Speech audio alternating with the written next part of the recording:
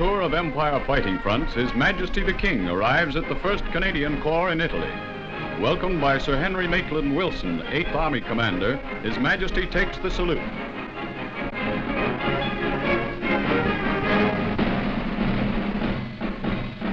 Major John Mahony is invested with the Victoria Cross. Major Mahony is the 2nd VC of the Canadian Army in Italy.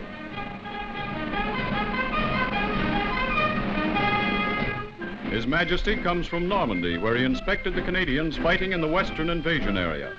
He finds the same exuberant spirit among the veterans in Italy that he encountered among their brothers in arms in France. Gunners and guns of a medium regiment, Royal Canadian Artillery, are inspected, an important part of the firepower which blasted the way for Canadian infantry through the Hitler line and other formidable objectives.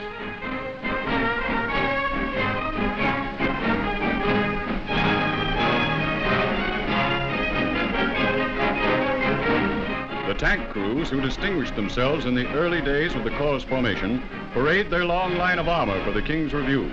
The King is confident of success. He looks to the day when the giant nutcracker will exert sufficient pressure from the west and south to smash the Nazi shell. Canadians supply vital force on both sides of the trap to aid in the final collapse.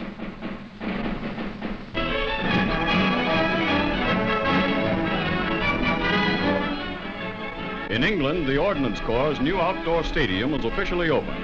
Tommy Farr, Steve Donoghue, and other sporting celebrities are present for the dedication. The Sports Committee have arranged an interesting 2-hour card of events.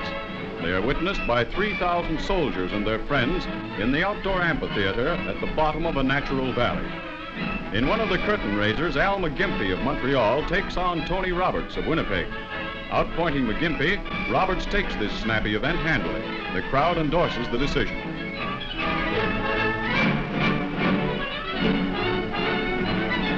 Tommy Farr steps into the ring to handle 3 bouts. The main event is between 2 former Golden Gloves champs, gunner Harry Batlan of Montreal and Andy Ross of Niagara Falls. Farr is a popular favorite of the evening. He's the only man to stay with Joe Louis for 15 rounds in a championship fight. Farr has boxed 278 exhibition fights for Canadians. It's cheers for Baltan, the winner, and for the referee. The autograph hounds descend in force on the champ and his pal, Steve Donoghue, world-famous jockey.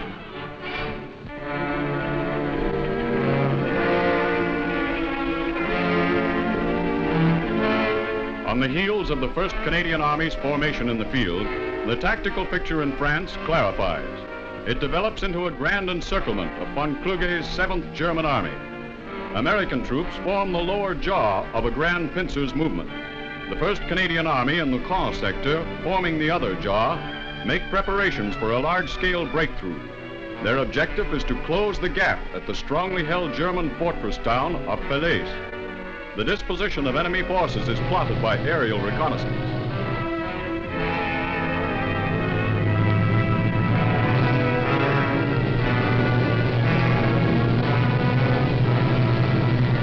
Sharp eyes seek out and report signs of enemy movement.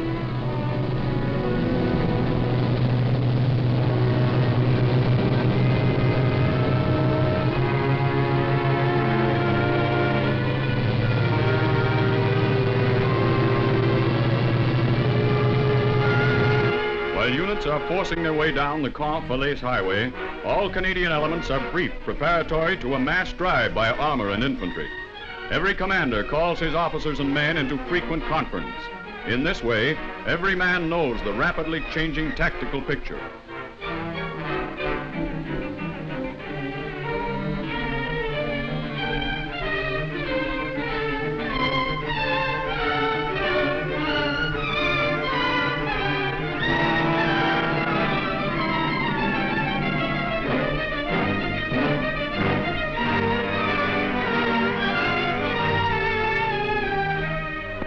At last, the movement order arrives. The full weight of Canadian armor maneuvers into a position of readiness for the all-out drive.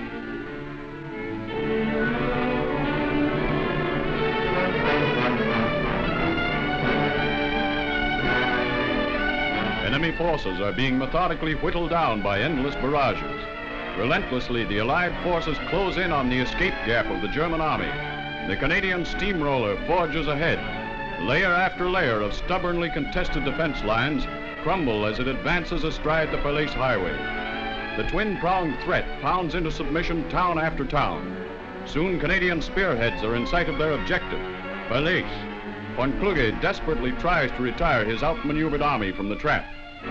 A Canadian column moves off to the left and brings under fire his only main escape route, the FALAISE-Lisieux Highway. While General Patton's 3rd American Army is closing the gap from the south, Canadian armor surges forward, leaving behind pockets of futile resistance. Like great fists, the tank drives smash the breath from the enemy's body. Enemy retirement becomes a rout. Some panzer units dribble through under cover of darkness. Infantry units are left to die or surrender.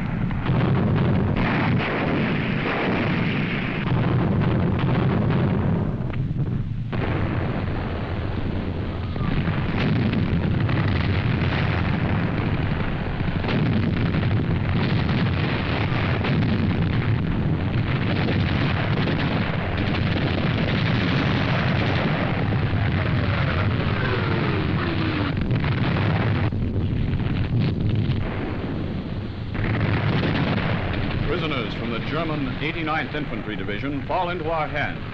After a terrific mauling by Canadian infantry early in the attack, 2,000 men from this division alone give up.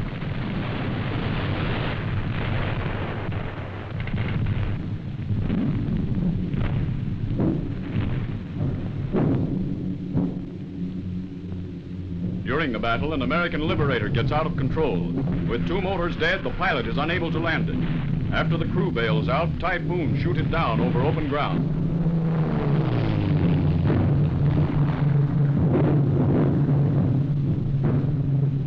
It cracks up without damage to surrounding buildings.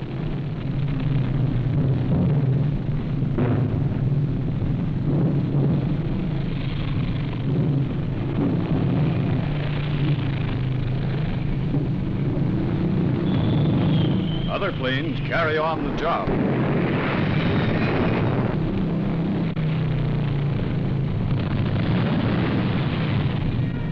Finally, the crust of enemy resistance is broken. Canadians and British fight their way into the suburbs of FALAISE. The town is a mass of ruins from our aerial bombardment. It is necessary to fight for it street by street. Fanatical Nazi snipers still try to hold up our advance.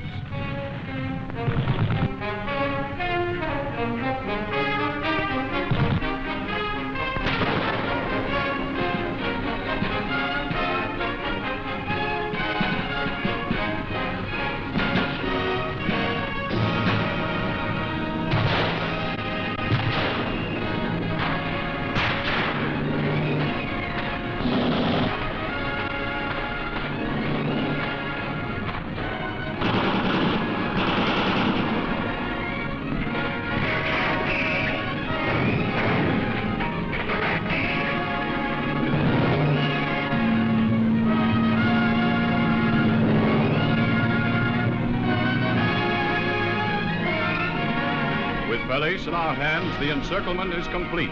In utter confusion, the Nazis attempt every means of escape. There are but 2 means left, imprisonment or death.